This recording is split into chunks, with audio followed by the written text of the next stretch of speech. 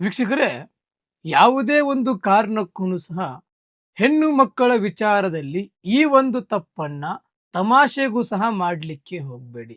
ಅಕಸ್ಮಾತ್ ಆಗಿ ಈ ತಪ್ಪನ್ನ ನೀವೇನಾದ್ರೂ ಮಾಡಿದ್ರೆ ನಿಮ್ಮ ಜೀವನದಲ್ಲಿ ಸರ್ವನಾಶ ಆಗುವುದಂತೂ ಕಟ್ಟಿಟ್ಟ ಬುತ್ತಿ. ಆ ತಪ್ಪು ಯಾವುದು? ಆ ತಪ್ಪಿನಿಂದ ನಿಮ್ಮ ಜೀವನದಲ್ಲಿ ಏನೆಲ್ಲ ಸಮಸ್ಯೆಗಳನ್ನ ನೀವು ಅನುಭವಿಸ್ತೀರಂತಹ ಪ್ರತಿಯೊಂದು ಸಹ ಈ ವಿಡಿಯೋದಲ್ಲಿ ನಿಮಗೆ ತಿಳಿಸಿ ಕೊಡ್ತೇನಂತೆ. ಈ ವಿಡಿಯೋಗೆ ಒಂದು ಲೈಕ್ ಅನ್ನ ಮಾಡಿ ಮತ್ತು ಜೈ ದುರ್ಗಾದೇವಿ ಅಂತಹ ಕಮೆಂಟ್ ಅನ್ನ ಮಾಡಿ. ಶಾಸ್ತ್ರ ಮತ್ತು ಪುರಾಣದ ಪ್ರಕಾರವಾಗಿ ಹೆಣ್ಣು ಮಕ್ಕಳನ್ನು ನಾವು ದೇವಿ ಸ್ವರೂಪವಾಗಿ ಪೂಜನೆ ಮಾಡುತ್ತೇವೆ.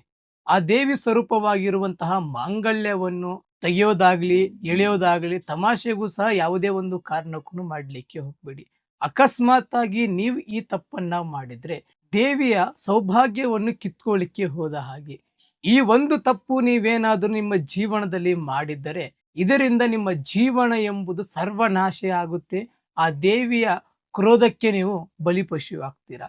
ಯಾವುದೇ ಒಂದು ಕಾರಣಕ್ಕೂ ಸಹ ಈ ಒಂದು ತಪ್ಪನ್ನ ನಿಮ್ಮ ಜೀವನದಲ್ಲಿ ಮಾಡಲಿಕ್ಕೆ ಹೋಗಬೇಡಿ. ಹಿಂದೆ ಈ ತಪ್ಪು ನಿಮ್ಮ ಜೀವನದಲ್ಲಿ ನೀವೇನಾದರೂ ಮಾಡಿದ್ದರೆ ಇದಕ್ಕೆ ಸೂಕ್ತ ಪರಿಹಾರಕ್ಕಾಗಿ ಈ ಕೆಳಕಂಡ ನಂಬರ್ಗೆ ಕರೆ ಮಾಡಿ ಇಂಥದೇ ಇನ್ಫಾರ್ಮೇಶನ್ ಮಾಹಿತಿಗಾಗಿ ನಮ್ಮ ಪೇಜನ್ನು ಫಾಲೋ ಸಹ ಮಾಡ್ಕೊಳ್ಳಿ. ಎಲ್ರಿಗೂ ಸಹ ಶುಭವಾಗಲಿ.